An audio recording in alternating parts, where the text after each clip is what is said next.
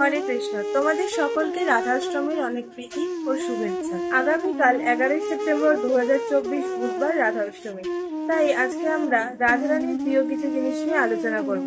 রাধারানীর প্রিয় খাবার, রাধারানীর প্রিয় ফুল, প্রিয় রং, প্রিয় উৎসব এবং রাধাষ্টমীর ব্রত মাহাত্ম্য, রাধারানীর মহিমা সম্বন্ধে জানব। রাধারানীর প্রিয় সবজির মধ্যে সব থেকে প্রিয় হলো কচু ছড়া বা গাটি কচু। এছাড়াও তিনি মিষ্টি কুমড়ো অনেক বেশি পছন্দ করেন। রাধারানীর প্রিয় ফল হলো আতা ফল। এছাড়াও নানান তাজা ফল তিনি খুবই পছন্দ করেন।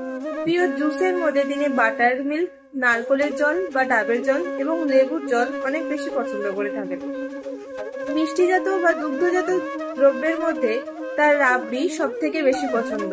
এছাড়াও মালপোয়া ও পাটিসাপটা রাধারানীর অনেক বেশি প্রিয়। এছাড়াও দই বড়া, রায়তা, আপেলের ক্ষীর, গুড়, বাদামের তৈরি নানান জিনিস রাধারানী পছন্দ করেন। রাধাষ্টমী ব্রততে রাধারানীর প্রিয় এইসব জিনিস দিয়ে ভোগ রান্না করে আমরা রাধা মাধবকে নিবেদন করতে পারি, রাধা মাধবকে খুশি করার জন্য। রাধারানীর ফুলের মধ্যে সব থেকে প্রিয় হলো কাঠগোলাপ। এছাড়াও জুঁই, পদ্ম, মালতী, চন্দ্রমল্লিকা, কদম ইত্যাদি ফুল রাধারানী পছন্দ করে।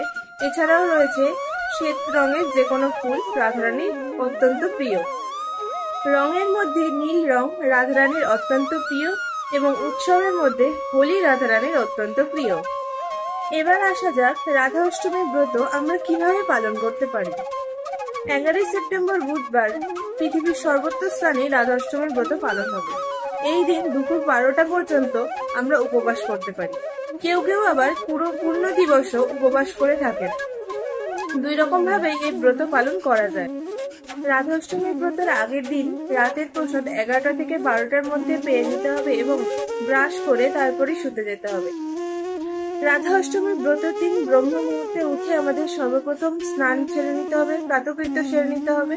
তারপরে রাধা মাধবের সেবা পূজা, জপ, হরিনাম সংকীর্তন এর মাধ্যমেই আমাদের অধিক সময় অতিবাহিত করতে হবে।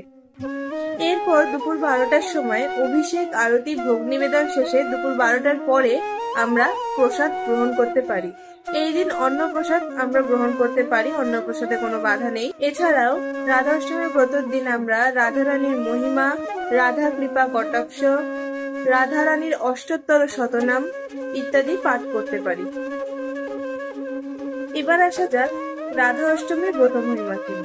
এই রাধা অষ্টমীর ব্রত মহিমা আমরা পদ্ম পুরাণের ব্রহ্মখণ্ড থেকে পেয়ে থাকি। স্বয়ং মহেশ্বর দেবাদিদেব শিবও রাধারানীর গুণগান করেন, রাধারানীর মহিমা কীর্তন করেন। পদ্ম পুরাণে বলা হয়েছে যে শ্রদ্ধা সহকারে এই ব্রত পালনে আমাদের কোটি কোটি পাপ বিদূরিত হয়, এমনকি কোটি কোটি ব্রহ্মহত্যার পাপও এই ব্রত পালনে দূরিত হয়। সমস্ত তীর্থ ভ্রমণের ফলও লাভ হয় এই রাধা অষ্টমী ব্রত পালনের মাধ্যমে। সহস্র একাদশী পালনের শতগুণ ফল লাভ করা যায়।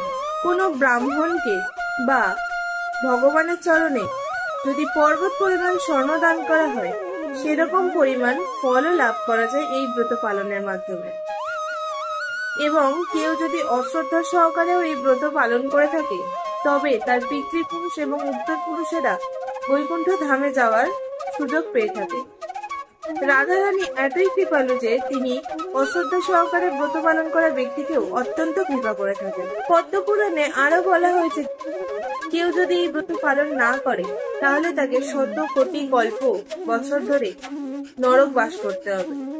এক কল্প হলো মনুষ্য জীবনের 432 কোটি বছর। তাহলে এবার আপনারাই চিন্তা করে দেখুন 100 কোটি কল্প বছর কতদিনে হবে।